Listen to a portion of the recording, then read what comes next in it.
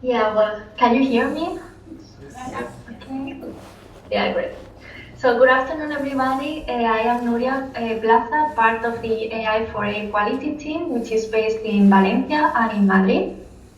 First of all, before presenting the Challenge 21 and how we address it, first, I'm great thankful to all the mentors that have helped us during the coding phase, and not only in the coding phase, with their suggestions and also recommendations. So the Challenge 21 consists of downscaling global pollution fields, and the idea of downscaling, just to clarify, is to provide high resolution information of these air pollution fields. In our context, we have focused on the particulate matter being smaller than 2.5 because it's related to large mortality in Europe. And for instance, you can see here that almost 270,000 deaths in Europe in 2022 were related to long exposure to this air pollutant. The problem is that there is a lack of observations and high resolution forecasts in many regions of the world, and although the Copernicus atmosphere monitoring system provides a global model to forecast this air pollutant, this is too coarse compared to the regional forecast that they also provide, but only for Europe. And extending these CAMS Europe to the whole globe is too expensive in terms of computational cost. So next slide, please. Our proposed solution is to use 3 deep learning models that will provide the downscaling of PM 2.5 fields from CAMS Global to a higher resolution comparable to the CAMS Europe. And during the project, we have divided in 2 phases of development. In the first phase, we have focused on Europe, in which the models have been trained using CAMS Global as ground truth data, CAMS Europe, and then we have moved to a second phase in which we have verified how the downscaling fields are produced in North America. So next slide, please. I will just go very briefly through the methodology. So please, next slide. And yeah, I will talk about the training strategy of these 3 models. Next slide, please. So the 3 models have used the same input data, which consists in daily PM 2.5 fields, wind fields, temperature, dew point temperature, and boundary layer height from the CAMS Global. So this means at 40 kilometers of spatial resolution. And we have combined this input data with statistical variables such as population density and orography, which have been interpolated to 10 kilometers, which is the target high-risk that we want to reproduce. As target data, we have used daily PM 2.5 concentrations from the CAMS European regional forecast. And as I have mentioned before, we have verified the downscaling used in both the European Environmental Agency observations from ground-based stations and also observations from the AirNow initiative in the United States. The time period that we have covered is from 2020 till 2025, and all the models have used a sequential split strategy in which alternating training and validation periods have been used between 2021 and 2024. As you can see, these are the orange and blue dots that are shown in the figure on the right hand. And we have kept 2020 and 2025 for testing purposes. So next slide, please. And yeah, the first step was to ensure that the input data we are going to use for training the models were reproducing the physical and theoretical relationships that our mentors commented to us. So for ensuring this, we have used the partial correlation momentary conditional independent test, which is a test that assesses the dependency in the correlation between pairwise variables conditioning the third order variable. So if the partial correlation does not change, then it considers that there is a causal effect relationship, and then we can assess that there is a driver of, in this case, PM2.5.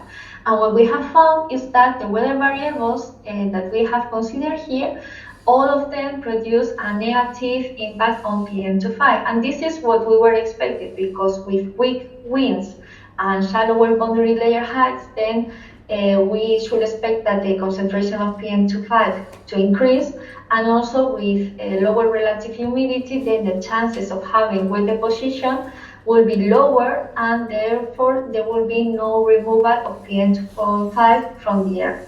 So once we have seen that the relationship will reproduce, I'm going to leave the floor to my colleague Kevin, that will explain in the next slide the deep learning models that we have used. So thank you, Nuria. Okay, now regarding the deep learning models, as she said before, we are studying 3 different models.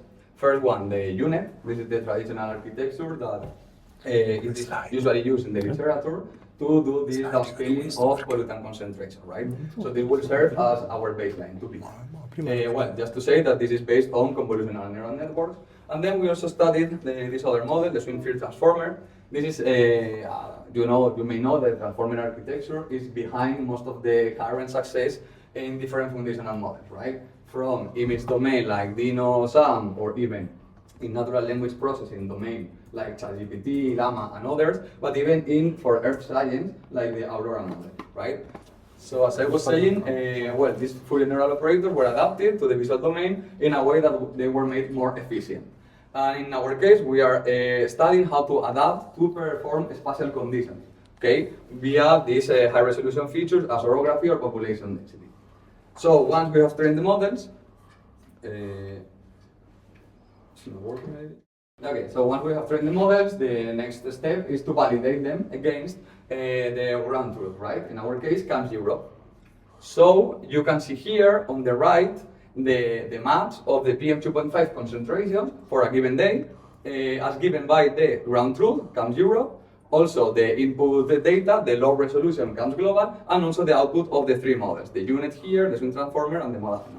So as you can see here, the deep learning models are able to improve over CAMS Global, for example, maximum that we find in the Valley of Po in Italy, although it is true that the UNET is showing that maybe it's overestimating these maximum values. And also, the deep learning models are able to correct some maximums that are found in CAMS Global, like here in Sicily, but they are not present, this is not present in CAMS Europe, right? And this is the case for the AI models. Okay, so we wanted also to assess how healthy our mentors were also during 2020. And for that, here you can see the values of the PM2.5 for the whole year for the different places where they work. And this is given by the products CAMS Europe, CAMS Global, and the 3 AI models. So you can see that the deep learning models are able to give results that are close to CAMS Europe, right? Correcting CAMS Global for some periods. And also to highlight here that the swing transformer and the Modagno give very similar results. So we also studied the correlation between these three values of the PM2.5 against the ground truth, CAMS Europe, both in time and in space. And what you can see here is that the AI models are giving more or less stable and good correlations over 0.8, usually, almost always improving over CAMS Global, this line here below. And well, for the case of the correlation in space, it's a similar thing. You can see that in general we find the largest correlations in Central and North of Europe, and also is here the swing transformer, the one showing the largest area with correlations in general above 0.8. And in this table, you can see we estimated different metrics for the 3 AI models and also CAMS Global. And what you can see is that the swing field transformer is the one providing the best results, followed closely by the spatial Modagno, and then the UNET. And in the 3 AI models are able to beat the naive linear interpolation from CAMS. And the main message to take home here would be that if you want a very powerful model giving the best results, you will go for the swing field transformer. But if you want a model that is more efficient, giving also worse but more or less good results, you will go for the spatial model that can be trained and deployed in a local GPU. Okay, so now.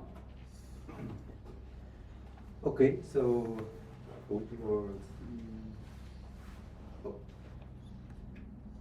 It's the, if you want to highlight, it's the top button, but you have to hold down. okay. So, well, a part of a direct verification of the 3 different AI-based models developed, we have also applied different interpretable techniques just to highlight the strengths and weaknesses of the different models. Interpretable techniques are very important for 2 main reasons: to ensure that the model is learning meaningful and relevant patterns rather than just spurious correlation, and also to provide additional information that can be useful for the end users. All the interpretability techniques applied in this work can be grouped in 3 different categories. Feature importance, that tell us in general how important is each input variable. Importance maps, which tell us, which highlights for each different inference, which is the spatial regions of the input variables that the model is attending to, or attending the more. And finally, SHAPI values, which quantifies the contribution of each input variable for specific predictions. And the last one is really interesting because it's the only one that relies on a strong mathematical theory. So it's really reliable, let's say. So this is just a few results. Oh, sorry. So, for example, regarding to feature importance, here, for example, is the swing transformer results, where we can see that the most important variable is the PM2.5. That makes total sense. We can also see that the static variables used are relatively important for the model, which says that the model is correctly using this additional information. And it seems that for this particular model, the wind speed components are the least important, probably because the model is obtaining this information from the other variables. And this result is quite different of that obtained for the Modafno model, where we can see that the orography is the most important variable. That again makes total sense because, as Kevin said, this model is conditioned with static variables, so that's why it is so important for them. The second most important variables are PM2.5. Again, that makes sense. And it seems that the rest of the variables are relatively, its importance is relatively similar. And with the SHAPI values, it seems that the most important variables with these techniques is, or the variables that affects the most to the prediction is the wind speed components. So this is a different result of that obtained with the other techniques, but that makes sense. And that needs to be studied in much more detail, but it's saying something like there are some additional correlations between input variables that are not considering. And well, regarding to importance maps, that's very nice because what we have seen in the models is that the models is attending to regions where there are high quantities of PM2.5s, as it is common, for example, in the north of Italy. And we also have checked that in the days that this contamination is dissipated, the model is not attending to that part. So that's very nice. What we see is that the model is attending to meaningful patterns. And well, here we have compared the observations with all the different products, CAMS, global and regional, and also our 3 different models. And what we can see is that all of our models are better than the global version of the CAMS. Basically, they are reproducing CAMS Europe. They has relatively similar patterns, spatial patterns in correlations. And we found that the best performance is in Western Europe. And here again is some matrices calculated for the 2020 year, averaged over the full year. And what we can see is that again, our models are better than the CAMS Global, and they are basically reproducing the CAMS Europe. Well, as Kevin already says, just to highlight the swing transformers seems to be slightly better than others, but that's true that Modafno is more efficient computationally. And that's all. Okay, so we've seen that our AI models can reproduce well in Europe the relationships between the low resolution, the CAMS global, and the CAMS Europe. And next, we wanted to test if these relationships maintain in other regions. And to test this idea, we have just selected the North America case. We have just taken this area, which basically takes the United States, some parts of Canada, and Mexico. And for a certain year, for a certain sample here, for example, we take the CAMS global concentrations with higher concentrations in the Gulf of Mexico and in some big cities of America, and make our predictions with the models, which are these three. For the case of the swing transformer and the Modafno, they both smooth the concentrations over Mexico, and they partially don't produce any concentrations in North America. But in the case of the unit, it reproduces again these higher concentrations over here. What's the problem here in North America? That we don't have a ground truth as in Europe to compare with. So we'll just then test with observations. But first, let's gain some insights into this map. We have just computed to see better the mean, the anomaly of each map, just taking the mean of that sample and subtracting to all the pixels. And here we see better that the spatial pattern of all the models is basically similar to the CAMS global. Next, to gain insights into how the models are behaving, we have just selected a little region over here in the Washington state and south of Canada. And we have just here put some sample of CAMS global with higher concentrations over the Pacific Sea. And here in this little fjord where two big cities are located, which is Seattle and Vancouver. And for the case of the swing transformer and the Modafno, in this sample, they just smooth the concentrations. But interestingly, the unit learns two things. Well, three instead. Just to smooth the concentration over the Pacific Ocean, concentrate more in these two big cities. But also, interestingly, it has learned some patterns over here, which are associated to the orography. This place is, there are big mountains over here with a lot of valleys, and the unit has learned that in those valleys is where the high concentrations are located, and just is reproducing that pattern. To see if this is an improvement over CAMS, we have computed an analysis with the observations, with ground-based observations. We see that the CAMS global, that's a good job, with higher concentrations in the coastal areas, and the unit and the Modafno does basically the same pattern, so it has captured the same. In the case of the swing transformer, in this sample, it's doing a little bit worse. Just to wrap up these metrics, we see that, as we have been seeing in the plot, the CAMS global and the unit and Modafno is doing very similar things in terms of correlation, but when we look at the errors, they are achieving to reduce in a high sense the error. For example, with CAMS global having a mean squared error of 74 to the Modafno having 50. So indeed, there's an improvement over here.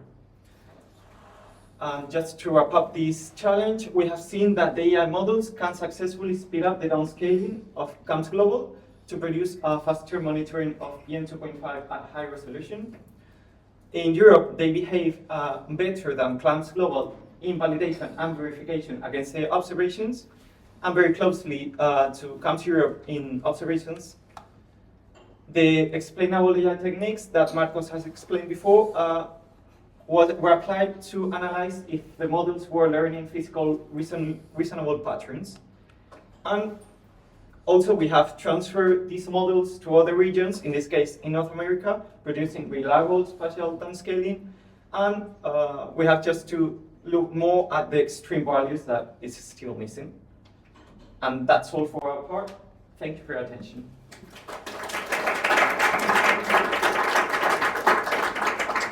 Thank you very much, and also Nuria, who is online. Are there any questions? I don't believe you. I see a lot of CAMS colleagues. Yes, thank you very much for this nice presentation and for this one. I have with your analysis of the importance, the weight of the various input data, the three methodologies that you've used to assess this weight, and it seems that maybe this is also linked, maybe I didn't get the nature of the output of the various methodologies, but finally the results are very different from methodology to another one, about the weight of the various factors. So could you elaborate a bit more on that? And is there a methodology which highlights the importance of population density? I missed that. Or is it always one of the minor factors? Yeah, for the second one, I would say, at least for what we see in Modathno, I mean, I'm just guessing, but since population density, the grading that we made is, at the end, if you only have 1 point, maybe the model in this case is just like forgetting about it, because it's only 1 point that has some value different from 0 or different from a very small value, and then just not paying much attention to these values. I would like to add something, is that this is not the real truth, let's say, it's just how important is this for the model, and maybe the reason is because the model don't think how to use this information. Maybe you can introduce this information in a more clever way, with different branches or more sophisticated ways, and the model can learn how to use this information. So for the model, let's say, like is it right now, it seems that, or the model maybe don't think how to use this information, or maybe they are extracting this information from other variables, as it is the case on the wind speed components in the other model. That's interesting. Thank you. Thanks. Okay, catch up. Maybe it might be also because PM is much more like a background field, unlike if you look at NO2 or other species. I would expect population to become more important with more like vehicle-based emissions. It depends on the kind of episodes that you look at. In winter, this is not really the case. So that's that's really interesting. Good. I think there was another question, Johannes, or Ken. Yeah, I was just curious about how much was time input in these models. Maybe I would expect there to be the downscaling to perhaps not be that independent of time, but maybe depend on seasonal effects or things like that. But I guess you also had one of your metrics was correlation with time. I just didn't quite get. Yeah, actually, can you go through that one? Maybe here. Yeah, correlation intent here. So, I mean, we have trained the models. We have not included temporal information by itself. Okay, we just the batch that we are using for training the model are different days. Okay, anyway, it can extract some temporal information, obviously, because we are training with the different days. But you can see that actually the correlation in times is always smaller than the one in space. This is like a systematic thing that we find. And indeed, it's something that we spoke before in the group, and something that we would like to propose as our next step is to include the temporal information, like different time steps in the same sample for the model, because for sure the model can learn a lot in this new axis, and the metrics associated to this to the time can be improved a lot, for sure. Okay, thank you. Yeah, thank you for this very nice presentation, and all the mentors were very happy with your work. I was wondering, from your experience now, what do you think, which aspect could be improved further to get better downscaling results? So what area is it the method is it you could think of? Just as a suggestion, there are other regions in the world where you could also try it, like China, but what do you think could be a next step? Well, so from my point of view, this is not something really discussed, but I think that for sure that the quality of the data is one important thing, because we are using data generated with different models, and that affects a lot. And that's something that we probably saw in our first test, when we use only the one that is available online. And as I say, the other most important one will be to include temporal information to the model, that's for sure. I mean, there are different techniques that one can think about implementing, right? I mean, we hear the outcome of the models were directly the maps, but I think in the literature it has been shown, at least for some work that we have seen, that maybe it's better just to try to output their residues instead of just the high resolution. Maybe do some interpolation to the desired resolution and then just sum the residues that are produced here. There are other techniques that in the literature it seems to be promising, like using diffusion-based approaches. This is also something. And yeah, maybe including more data, and that I think that should help for sure. Maybe going hourly. Here we just consider daily data. Maybe hourly with something to try. Okay. Yeah, please. You had a sample with the Sardinia spot that was not from the downscale product. Before, right? The first question is if it was from the training data or from the test data? This is test data, 2020. Okay. Have you investigated like why this happens? Why is it just vanished, basically? Well, No. I don't know, but probably because there are other samples that are similar to this case, and the model learns that Camps Global is producing some high concentrations that obviously if you see here that Camps Europe, the high resolution reanalysis doesn't have, so it learns that this is not real. It's like a model artifact in some case. Well, just to remind that actually there are different physical models behind each of the products, right? The experts are here, so they can answer all that one. Yeah, because that can be the issue with downscaling products, that it doesn't learn the downscaling, but just some translation between models. So I'm just curious about. Yes, and what the problem was that Kevin was saying is that the Camps Global model, just as that model has been training in time. So if you train in some time, for example, in 2021, and want to predict in 2025, the model, the input data is different. So the relationships may change also. Don't we have the backup? I don't know. No, okay, No backup. they have been removed. Ah. Sorry. We have a backup slide showing something like this, and how Camps Europe has, Camps Global has changed in time as compared to Camps Europe. Yeah, there's a difference there. Okay, more questions? Then another round of applause.